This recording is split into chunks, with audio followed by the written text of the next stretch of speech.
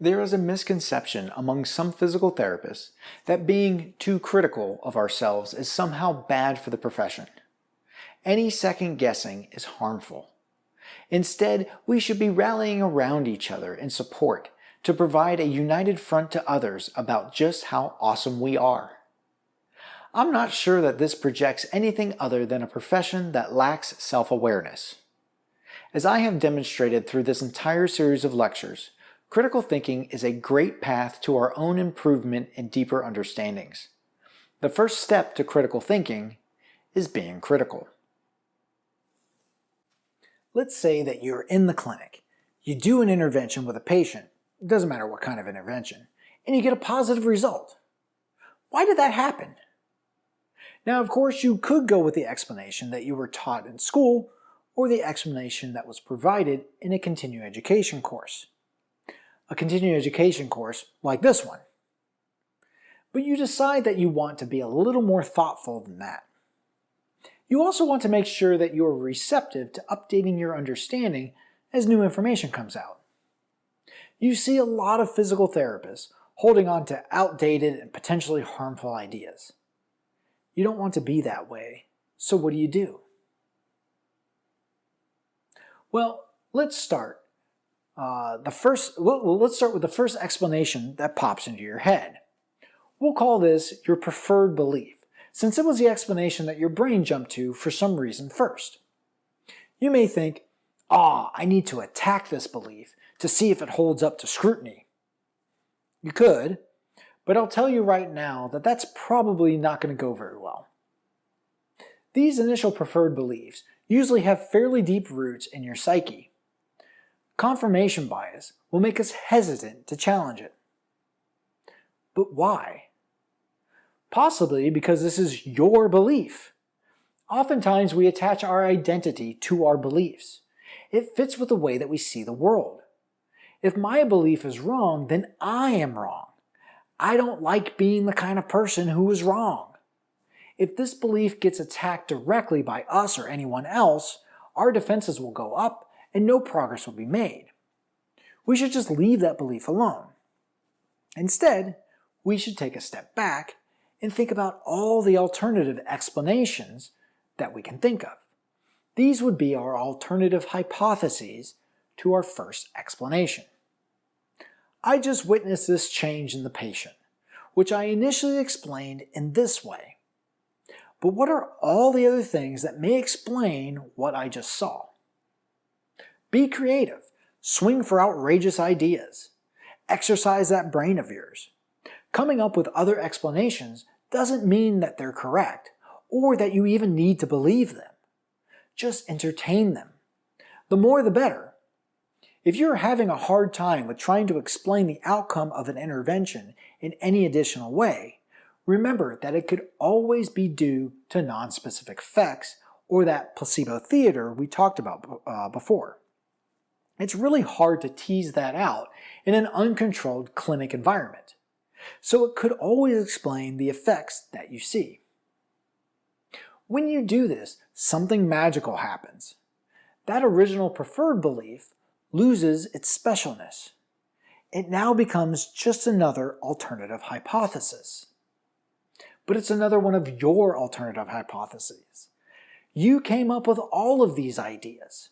Of course, they can't all be true, so if one is wrong, it's no big deal.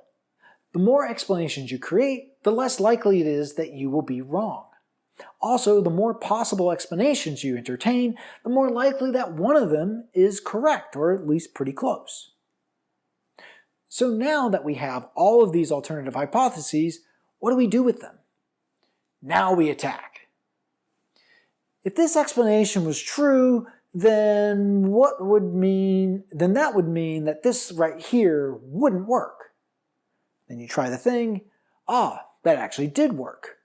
I guess that explanation doesn't hold up very well and is unlikely what is going on here.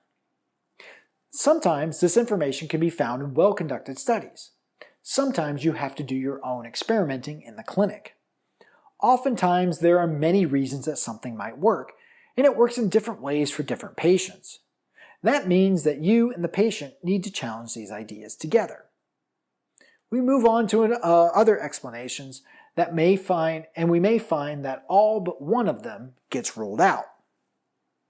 Whatever we are left with becomes the most likely hypothesis. It doesn't prove that it's true. Remember, certainty is not a useful tool in critical thinking. This hypothesis is just the best that you have at the time. In this situation, your original preferred belief didn't hold up, but you were able to move past it fairly easily because it was no longer special. Now, of course, from here you immediately generate a new preferred belief. You can't help it. You would just need to do the same thing as before. Generate as many alternative hypotheses as you can. That makes the preferred belief become just another alternative hypothesis. And away we go. Now in this situation, the original preferred belief ended up being the most likely hypothesis. Just because it was your preferred belief doesn't mean that it's wrong. It just doesn't mean that it's right. And unless you went through a process like this, it wasn't challenged very well. That means that the likelihood that it is correct is much lower. Again, running those probabilities that we discussed before. That's it. That's all you have to do. What should be apparent here is that the most important part of this process is generating alternative hypotheses. You have to cast the net wide enough to hedge your bets that you will consider the most likely explanation. Even if you rule none of them out, just considering them loosens your mind from its preferences. Okay, let's apply this process to some common interventions. For the sake of time and simplicity, we'll lump interventions into categories. Then we'll lay out some explanations around them. This will by no means be comprehensive. You'll notice some common themes that keep coming up. Let's start with electrotherapeutic modalities. As far as physical effects, there really isn't much here. Ultrasound may create a little heat via cavitation, and this can have some effect on tissue, but the effects are so small that they really don't explain any clinically significant change that you may have seen. As far as the physical effects of e-stim, it tingles. Now, neuromuscular electrical stim, NMES, actually contracts muscle. It might have a training effect on the muscle tissue itself, but that's hard to validate since force output can be affected by many things beyond actual muscle physiology change. If it works so well for training effects, why don't we use it for training otherwise healthy muscle while you're watching TV? On the other hand, we aren't usually working with healthy muscle in a rehab setting, so maybe. Could it jumpstart things? Show that the muscle that it can contract without injury? Again, maybe. How about sensory effects? Gently rub that ultrasound head on your skin continuously for 8 minutes and yeah, things will get a little numb under it. Of course, you could do this with the machine off. E-stim gives that tingly sensation. You could hypothetically crank it high enough that it would be hard to feel anything else. Do that for 15 minutes and you might get a little numb. Maybe it would allow the patient to tolerate a stretch for longer. Sometimes I'll throw this in a cryo pack at a patient's knee while they do a prolonged stretch into extension after knee surgery. They usually report that it helps, and we can see them tolerate higher loads with it than without it. We'll come back to this later. Now, NMES creates a lot of intense sensation to the area. I equate this to messing with a volume knob on a stereo. If my neighbor is playing their stereo at 4 on the volume knob, it might sound loud to me. I might even ask them to turn it down. Instead of turning it down, they may turn it all the way up to 10. After letting it sit at 10 for a few minutes, they lower it back down to 4. Does my nervous system perceive this new 4 at the same intensity as the old 4? Probably not. It may now sound more like a 1 or a 2. Now this could equate to pain in the same way. But did it make the 4 feel more like a 1 or a 2, or was it always a 1 or a 2 that was for some reason feeling like a 4? And maybe by letting them feel 10, it gave them a reference for them to sort of recalibrate and feel that 1 or a 2 for what it really was. I have no idea. Let's move on to high pressure interventions. These are things like scraping with a tool, working on a foam roller, or higher intensity manual therapies. From the physical side, they all claim to be breaking up scar tissue, or releasing trigger points, or shoving things back into place. I will say that it is extremely rare that published literature even looks for this, and when they do, they usually don't find much tissue change here. Usually, what they look for is whether or not the patient felt better, which, as we have discussed before, could be due to a lot of things not related to physical changes to the tissue. Again, we don't need to assess these claims directly. We just need to think about what else might be at play. As far as sensation, these are similar to my stereo example in which you gave a whole lot of sensory input for a steady period of time and then stopped. What kind of refractory response would you expect? There actually was a study that looked at the after effects of foam rolling on pressure pain thresholds and found that, yes, there was a significant drop in sensitivity. But the effect was not just on the side that they foam rolled, the other side had the same change. Moving on to low pressure interventions. This would be things like gentle massage or even taping. Physical explanations include moving fluids, relaxing tissue, or cueing things to hold better positions. Like the other treatments, these explanations don't always hold up well to better controlled study designs.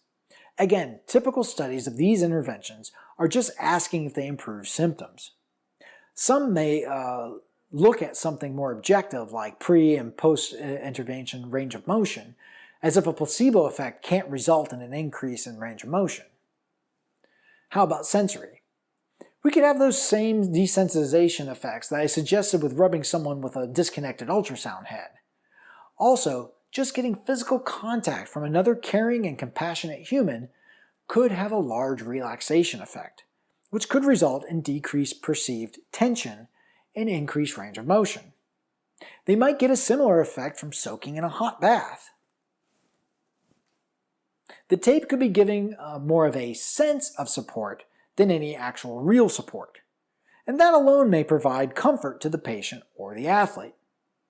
None of these suggestions should seem unreasonable, and they can explain what we are seeing without there being any physical effects. Now, what about exercise? I suggested a lot of exercise-based interventions in this series. What explanations might be at play there? On the physical side of things, we have muscle tissue changes that can happen with exercise. There's plenty of evidence that these things can happen, but whether or not they did happen with the patient in front of you is hard to know for sure. I mean, you can measure force output on a dynamometer, but that could be affected by other factors like sensation changes or general confidence. Remember how I stressed that these devices do not measure strength. Other physical effects of exercise that are suggested are changes to posture and/or kinematics, like valgus. We talked about how difficult this is to achieve in any meaningful way, and there are a number of studies that show these interventions still help with pain even when there is no meaningful change to posture or kinematics. How much of exercise is simply allowing an organism to get experience with load? Could be building confidence. Could be desensitizing things in a similar way as some of those other interventions we mentioned before, either by prolonged low load sensations or recalibrating things with some higher intensity nervous system inputs. Maybe systematic load with dynamometer feedback lets them begin to see how resilient their body is, and this lowers their underlying fear or anxiety of risking further injury. How much of doing a long hold quad isometric is just playing off all of these things? long duration for the body to acclimate to the sensations, intuitively learning that pushing through some pain doesn't result in increased damage. How much of this is dictated by sensations at the patellar tendon, the patellofemoral joint, or the quad itself? How much is a cascade of these issues that are specific to the patient? For example, the quad may have become weak, but you can't adequately load it for training purposes because the patellofemoral joint is super sensitive.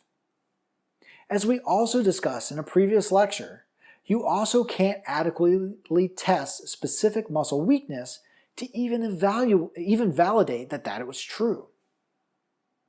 You did a hip strengthening program and it helped somebody's patellofemoral pain, but why? A common explanation is that the hip program corrected someone's valgus, but that doesn't hold up in the literature. Most papers assume that a change was made because pain decreased, but they don't actually look to see if there was meaningful kinematic change during distracted tasks. Hell, they don't even check to see if the hip musculature can produce more force after the program. Actually got stronger? How about this idea? The hip exercises are not loading the patellofemoral joint, because they're hip exercises loading the hip muscles. This lets the patellofemoral joint calm down.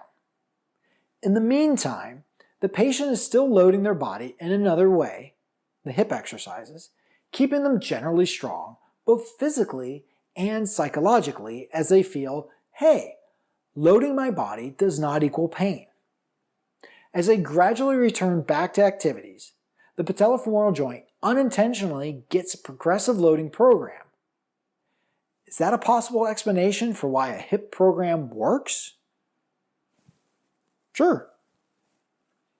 The point is, with all these things, is that we just don't know. But instead of assuming that your patient is responding in the way that you think they are, you should be exploring these alternative explanations. If the effects that you're seeing are more about sensory changes, double down on those mechanisms. If it is more about education, focus your efforts on that part of the program. If it is more about basic muscle physiology, get your strength training prescription in order. Most likely, it'll be fluctuating around all of these things. For example, you may use a long hold isometric to allow them to get around the limited tolerance of normal peak loads by instead using time to create a training effect to the muscle. At the same time, letting their nervous system get used to the sensations around the patella. All of the interventions that I described, you'll notice that there is a lot of overlap between many of them regarding possible explanations. There are a couple reasons I might choose one intervention over another. A main reason would be self-management. For example, if foam rolling and tool scraping may be having the same effect on the patient, I would lean towards foam rolling because they can do it as much as they want on their own without having to come in and have me do it. Tape would be similar. Here's a roll, knock yourself out. But I would make sure that I educated the patient on the likelihood that the intervention is not creating any physical change to their body. Do it because it feels good and allows you to do more. That's reason enough for self-management. The other reason I would choose one intervention over another is representativeness. How closely it represents the root problem. Remember, we talked about this. The patient is not tolerating the loads that they need to tolerate for whatever biopsychosocial reason. Making sure that they have the physical capacity to tolerate those loads, and then systematically exposing them to the exact loads that they are troubled by, has more likelihood of achieving meaningful behavior change. This is why I choose exercise often. And I don't like to say exercise because people have all kinds of preconceived notions around that word. I like to say a load conditioning program. I am trying to condition this entire thinking organism to be able to interact with load. That's it. That's true for chronic low back pain or an athlete returning to sport after ACL reconstruction. tissue, sensation, and perception. There are a lot of reasons that the interventions that we do work. The published literature only occasionally gives us snippets of understanding. Taking a moment to really challenge our explanations can free up so many options to help our patients achieve their goals. Clarity of thought and embracing of uncertainty really helps simplify our understanding of what we are really trying to do. Thinking about this stuff matters.